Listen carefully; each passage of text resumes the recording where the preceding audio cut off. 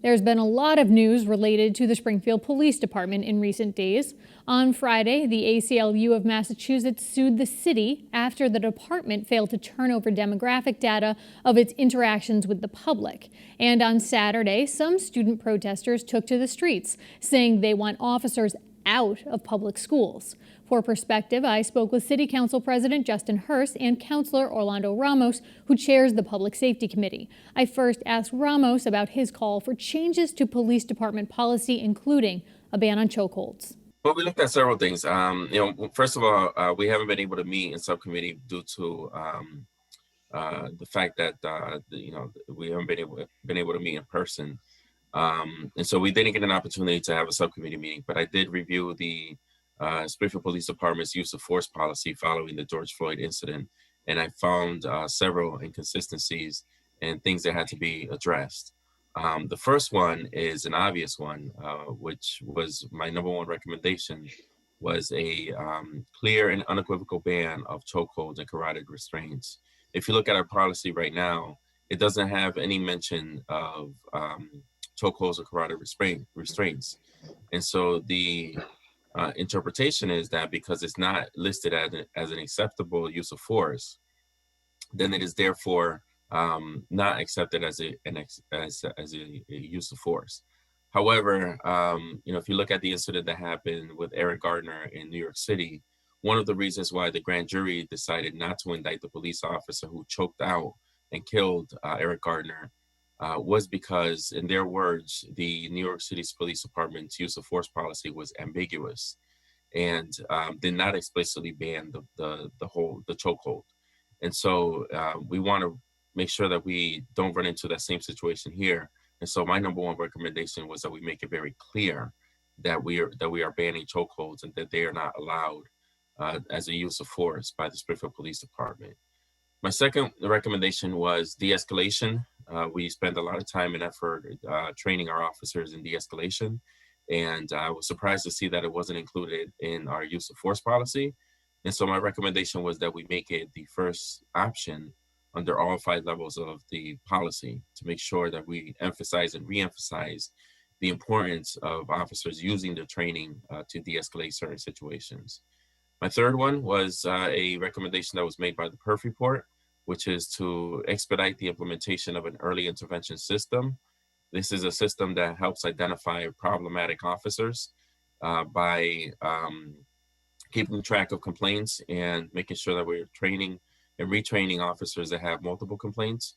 And this gives the police department and the police commissioner an opportunity to have some early intervention to help identify those officers and take the necessary action, which could be anything from retraining to reassignment to whatever the commissioner chooses. And then the fourth one is just to simplify the complaint process and the complaint form, and to make it available both online and over the phone so that people can have multiple options to file complaints against police officers and aren't necessarily having to come into the police department, which may be an intimidating process in itself for someone to file a police complaint. Councilor Hurst, for you, do you foresee taking these before the full council and them actually getting anywhere? They might get to the mayor's desk and the mayor might reject them out of hand. It's I've heard critics say it's a slippery slope when city councilors start stepping in and dictating policy to a police department.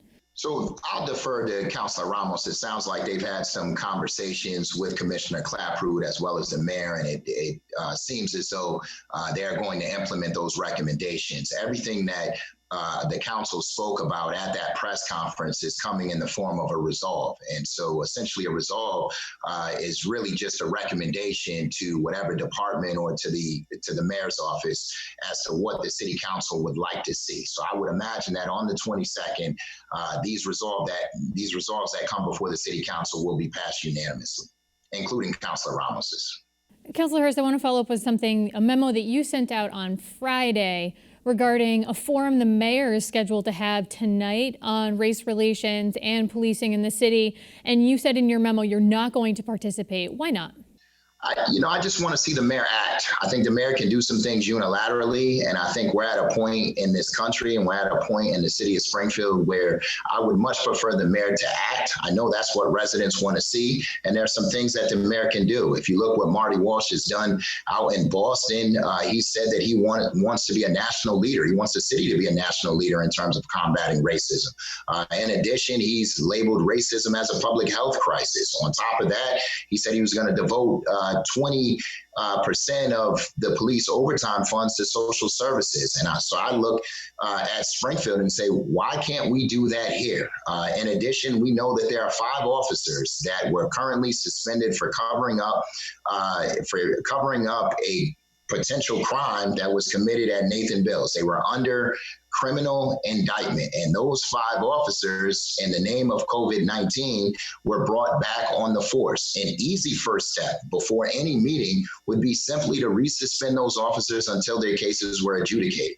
That would help quell some of the issues and help to build the type of relationship that I'd imagine that the mayor wants and the residents want. Those are some of the easy things. So I wasn't interested in having a meeting that would merely be lip service, in my opinion. I hope it's productive, but when you have 100 people that are invited to the meeting and you only have an hour and a half, I can surely, I surely know that not everybody is going to have an opportunity to share their concerns. So my hope is that the mayor will continue these meetings and that it won't just be, a one-time thing where we think we can quell all of the issues that we're facing here in the city of Springfield.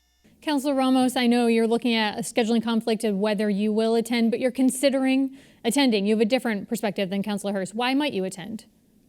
Well, I think as chairman of public safety, I am considering just having the conversation. I agree with Councilor Hurst. I think that the city council has been very vocal in terms of what we recommend and the changes that we recommend over the years, not just recently. Over the years, we have provided the mayor with studies. We've provided the mayor with invitations, all of which have been ignored, unfortunately. And I agree with Councilor Hurst. I want to see action. However, as chairman of public safety, I also want to be a part of whatever solution the city has.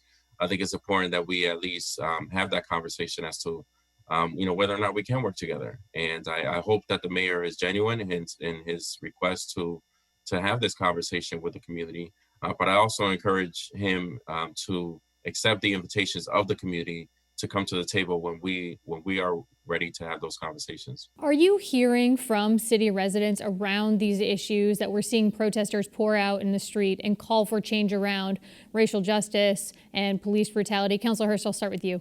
Absolutely. I mean, I've heard from a ton of people, and at the protests, there were a number of people there, whether it's community leaders or whether it's your everyday residents who were frustrated. I went to a prayer vigil the other day, and there were a number of people who are frustrated. They are tired. I don't know how else they can explain it. And they're not just tired as to what is happening at a national level. Yes, they're frustrated as to what is going on in Minneapolis, but they know that that same thing can happen right here in the city of Springfield. And I think that's what makes them so concerned. Councilor Ramos, we saw over the weekend Springfield public school students stepping up and saying they want the members of the Quebec team or the Quebec unit, that's the unit of Springfield police officers who work within the school system, out of the school system. What's your perspective on that? Well, I think it's a conversation worth having. I think that we have to consider what is the role of a police officer in the schools. I think that there are those who are going to argue that they are there for safety and they're there to prevent tragedies from happening in the schools. So I think it's important for us to talk about limiting the role of police officers in the schools. I don't think that they necessarily should be in the schools roaming the hallways, looking for someone throwing handcuffs. And I don't necessarily think that they may not even need to be inside the school at all. So I think that it's worth a conversation. I think that the parents should be involved in the conversation, and the community should be involved in the conversation as to what the role of a police officer is in preventing something from happening in the schools. And Councilor Hurst, what do you think about the students' calls for these officers to no longer be at the schools? was going to say, you're going to get me in deep trouble as my wife is on the school committee. But what I will share is my own personal perspective. I've worked in the school system for a number of years, and I've worked with some absolutely phenomenal Quebec officers. What I think needs to happen is there needs to be a significant discussion around what their role is. And you can't have a significant discussion if folks aren't invited to the table, which is another one of my disappointments with respect to this meeting. The fact that only one school committee member was invited to this meeting is extremely problematic. And, you know, you have another 5 individuals who need to really listen and have input in terms of the direction in which law enforcement are going to be prevalent in the school system. And so in order to have that discussion, you need to be present. And if you're not invited, you can't be present. So I think we just need to do better, and we need self-reflection. And we need to kind of work through these difficult issues and recognize that they are difficult issues to talk about, to discuss, and they're not just going to happen by an hour-and-a-half long meeting. Finally, gentlemen, and I'm sorry we are short on time. We have about 30 seconds each for you to respond to this.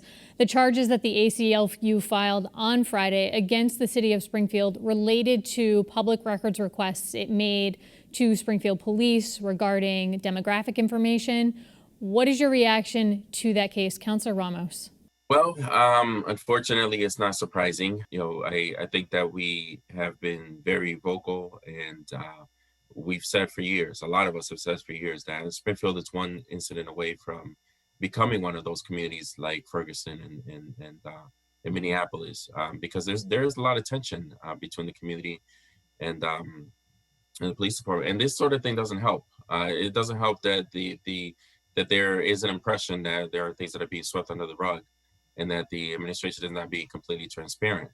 And so I think if we're going to get to a solution, we all have to work together, and we have to be more transparent. And, you know, this information is very important in helping us determine what steps we need to take to improve the relationship between the community and the police department in the city of Springfield. Councilor Hurst? We have to do better. Our citizens deserve better, and those officers who are doing the right thing would want us to do better. And that means starting with being transparent. It's vitally important, and it's something that should be a no-brainer within the police department and within the mayor's administration. So will you ask the police department to turn over the records requests the ACLU is asking for? You know, I'll do a little bit more research, but I can't imagine why they wouldn't. I mean, what are we hiding?